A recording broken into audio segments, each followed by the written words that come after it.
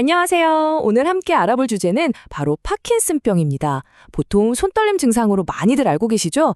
하지만 그것 말고도 우리가 잘 몰랐던 파킨슨병에 관한 놀라운 사실 5가지가 있습니다.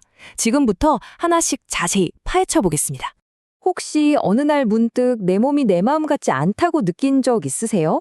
예를 들어 평소보다 글씨 크기가 자꾸 작아진다거나 걸을 때 한쪽 팔의 흔들림이 좀 어색하게 느껴지는 그런 아주 미세한 변화들 말이에요. 대부분은 나이가 들어서 그런가 보다 하고 그냥 넘겨버리기 쉬운데요. 사실 이건 우리 몸이 보내는 아주 중요한 경고 신호일 수 있습니다. 자, 첫 번째 놀라운 사실입니다. 우리가 파킨슨병 하면 흔히 손 떠는 병을 떠올리잖아요.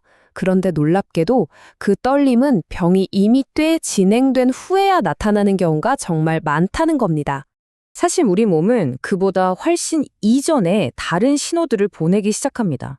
지금 보시는 것처럼 자다가 소리를 지르거나 팔다리를 휘젓는 심한 잠꼬대, 예전 같지 않은 후각 능력 또는 정말 심한 변비 같은 증상들이죠. 이런 것들이 바로 뇌에서 문제가 시작되고 있다는 첫 번째 경고등이라고 할 수 있어요. 두 번째 사실은요, 파킨슨병에 대한 가장 큰 오해를 바로잡는 내용입니다. 우리가 정말 주목해야 할 핵심 증상은 떨림이 아니라는 건데요. 이 통계를 한번 보세요. 정말 놀랍지 않나요? 파킨슨병 환자 10분 중 두세 분은요, 대표 증상으로 알려진 이 떨림을 전혀 겪지 않으신대요.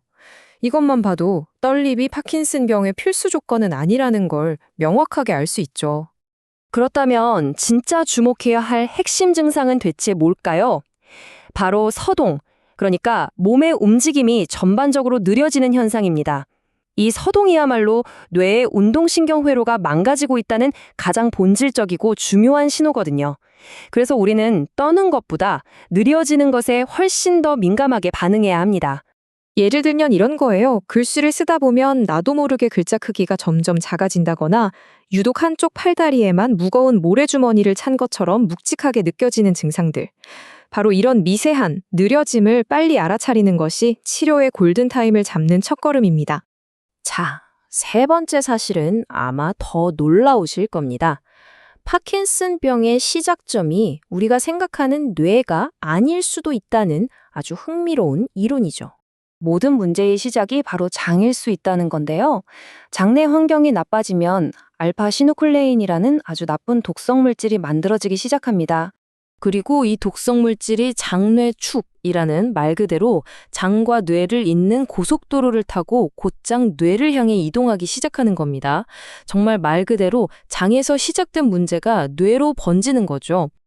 그리고 마침내 뇌에 도착한 이 독성 물질이 신경세포에 침투해서 우리 몸에 꼭 필요한 도파민 생성세포를 파괴하기 시작하는 겁니다.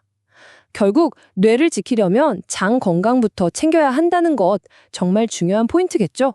네 번째 사실은 치료에 대한 새로운 관점입니다. 제가 열쇠와 자물쇠 비유를 통해서 서로 다른 2가지 치료 철학을 한번 설명해 드릴게요. 보통 기존의 치료법은 부족한 도파민, 즉 열쇠를 약물로 계속해서 공급하는 데 집중합니다. 그런데 다른 관점에서는 이런 질문을 던지는 거죠. 아니, 열쇠가 아무리 많으면 뭐예요? 그 열쇠를 받아줄 자물쇠가 녹슬어 있으면 문은 안 열리는 거잖아요. 여기서 말하는 자물쇠가 바로 도파민 수용체를 의미합니다. 그래서 핵심은 바로 이 자물쇠를 잘 닫고 수리하는 겁니다. 뇌 환경 자체를 개선해서 뇌가 스스로 도파민을 활용하는 힘을 되찾게 만드는 거죠.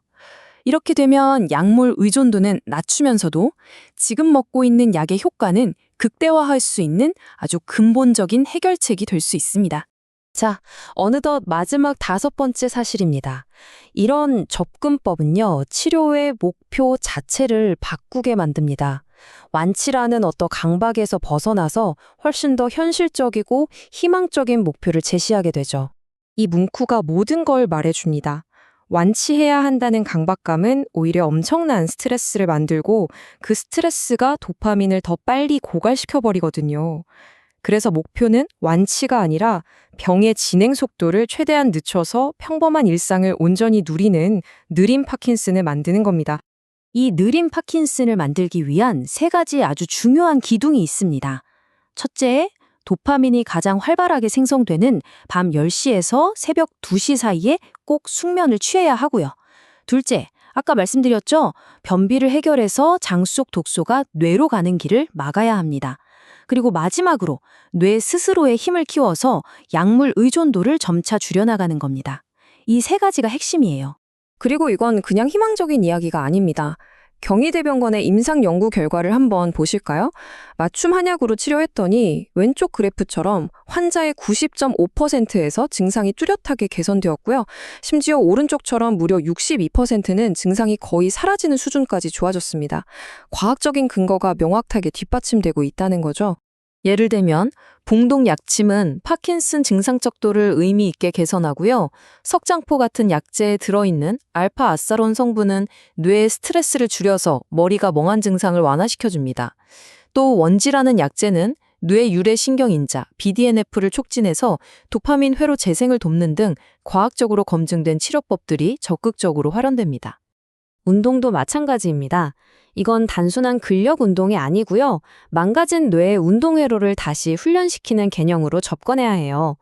표를 보시면 몸이 느려진 환자분들은 계단 오르기나 태극권 같은 운동으로 뇌의 균형 감각을 다시 깨우고요.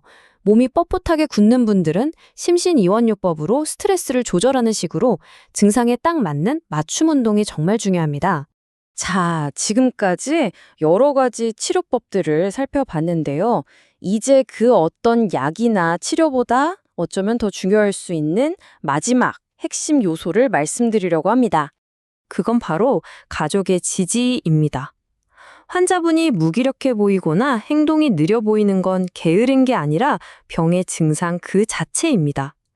이걸 이해하고 따뜻하게 지지해주는 가족의 존재야말로 세상에서 가장 강력한 도파민 촉진제라는 사실을 우리 모두 꼭 기억해야겠습니다.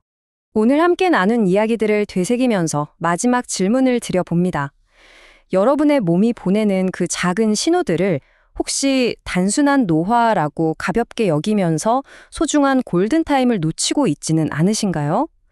내 몸의 경고에 귀 기울이는 그 세심한 관심이야말로 여러분의 건강한 미래를 지키는 가장 현명한 선택이 될 겁니다.